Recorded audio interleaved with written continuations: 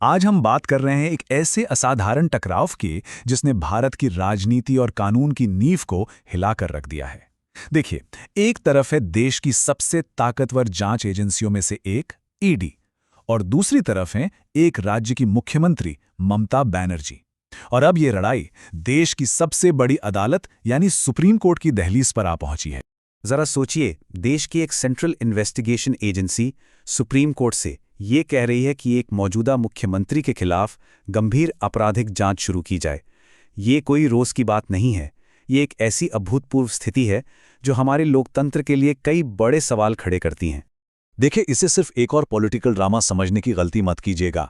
ये केंद्र और एक राज्य के बीच सत्ता के संतुलन को लेकर एक जबरदस्त टकराव है, और इसके जो नतीजे होंगे ना, वो आने वाले कई सालों तक महसूस किए जाएंगे। तो ईडी के निशाने पर आखिर है कौन? सिर्फ मुख्यमंत्री ममता बनर्जी ही नहीं, बल्कि राज्य के पुलिस प्रमुख यानी डीजीपी और कोलकाता के पुलिस कमिश्नर भी।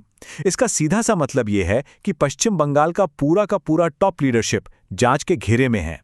लेकिन सवाल यह है कि यह मामला सुप्रीम कोर्ट तक पहुंचा कैसे? इसकी कहानी शुरू होती है एक छापे से, जो बहुत जल्द एक बड़े टकराव में बदल गया। तो चलिए जरा करीब से देखते हैं कि उस दिन हुआ क्या था। तो ईडी की ये कार्रवाई आखिर थी किस बारे में? ये एक बड़े मनी लॉन्ड्रिंग मामले से जुड़ी थी, जिसमें पूर्वी भारत में अवैध कोयला खनन के आरोप शामिल थे। ईडी का मानना है कि इसमें हजारों करोड़ रुपए की अवैध कमाई की गई है, और शक है कि ये पैसा राजनीतिक दलों तक भी पहुंचा है। ईडी ने अदालत में जो कहानी बताई है ना, वो किसी फिल्मी सीन से कम नहीं है। उनके मुताबिक जब उनके अधिकारी अपनी कानूनी तलाशी कर रहे थे तो मुख्यमंत्री खुद पुलिस और एक भीड़ के साथ वहां पहुंच गईं। ईडी का आरोप है कि ना सिर्फ उनकी तलाशी को जबरदस्ती रोका गया, बल्कि सबूत के तौर पर जब्त किए गए फोन और दस्तावेज भी छीन लिए गए। और तो और उनके अधिकारियों को सीधे सीधे धमकाया भी गया। इस टकराव के बाद ईडी ने अपना कानूनी दांव चला, जो शायद और भी बड़ा और चौंकाने वाला था। एजेंसी ने मुख्यमंत्री और राज्य के टॉप पुलिस अधिकारियों पर सिर्फ जांच में बाधा डालने का ही नहीं, बल्कि कई और भी गंभीर आपराधिक आरोप लगा दिए। एक या दो नहीं, बल्कि पूरे 17।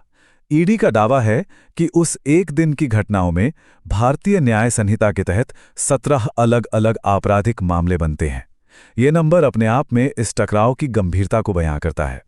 तो ये 17 आरोप आखिर हैं क्या? इन्हें मोटे तौर पर हम 3 हिस्सों में देख सकते हैं। पहला, सरकारी अधिकारियों पर हमला करना और उनके काम में रुकावट डालना। दूसरा, सबूतों से छेड़छाड़ जैसे चोरी करना और उन्हें नष्ट करना। और तीसरा, आपराधिक साजिश और गैरकानूनी सभा जैसे संगठित अपराध। और यहाँ एक बात समझनी बहुत जरूरी है। ये सिर्फ कोई टेक्निकल नियम तोड़ने के आरोप नहीं हैं।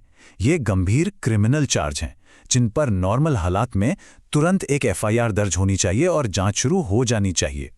अब जाहिर सी बात है, इतने गंभीर आरोपों पर दूसरी तरफ से भी एक जबरदस्त राजनीतिक जवाब आया। तो इस पूरे मामले पर दूसरा पक्ष क्या कह रहा है, आइए उनके तर्कों को भी समझते हैं।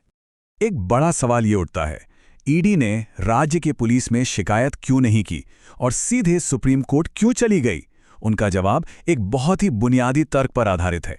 उनका कहना है कि आप राज्य पुलिस से ये उम्मीद कैसे कर सकते हैं कि वो अपने ही बॉस यानी मुख्यमंत्री और पुलिस प्रमुख के खिलाफ निष्पक्ष जांच करेगी। तो यहाँ कहानी के 2 पहलू हैं। एक तरफ ईडी कह रही है कि ये न्याय की प्रक्रिया में सीधी रुकावट है और राज्य की पूरी मशीनरी से समझौता किया गया है। तो दूसरी तरफ तृणमूल कांग्रेस का आरोप है कि यह सब राजनीति से प्रेरित है और केंद्र सरकार अपनी एजेंसियों का इस्तेमाल विपक्ष को निशाना बनाने के लिए कर रही है, जो भारत के संघीय ढांचे पर एक हमला है। अब ये मामला सिर्फ एक छापे या कुछ आरोपों तक ही सीमित नहीं रह गया है। ये भारत के संघीय ढांचे यानी हमारे फेडरल स्ट्रक्चर की जड़ों तक पहुंच गया है और केंद्र राज्य संबंधों के बारे में कुछ बहुत ही बुनियादी और महत्वपूर्ण संवैधानिक सवाल खड़े कर रहा है। सबसे पहला और शायद सबसे बड़ा सवाल, क्या कानून की नज़र में हर कोई बराबर है, या फिर सत्ता में बैठे चुने हुए नेता क्रिमिनल लॉ के दायरे से ऊपर हैं? दूसरा अहम सवाल केंद्र और राज्यों के बीच शक्तियों के उस नाजुक संतुलन से जुड़ा है।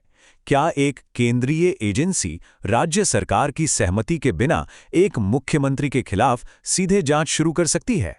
और आखिर में ये हमें उस बुनियादी बहस पर वापस ले आता है कि एक राज्य की स्वायत्तता कहाँ खत्म होती है और राष्ट्रीय हित कहाँ से शुरू होता है।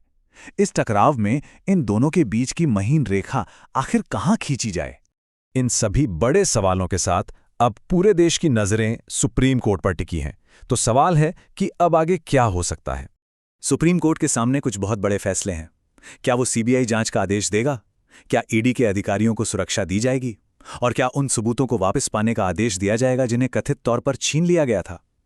अदालत का फैसला जो भी हो, एक बात तो तय है, इसका भारत के केंद्र राज्य संबंधों पर बहुत गहरा और लंबा असर पड़ेगा। और आखिर में ये मामला हमें एक मौलिक सवाल के साथ छोड़ जाता है।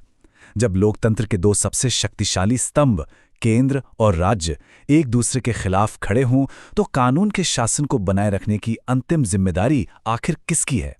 इस सवाल का जवाब ही शायद भारत के लोकतंत्र की आने वाली दिशा तय करेगा।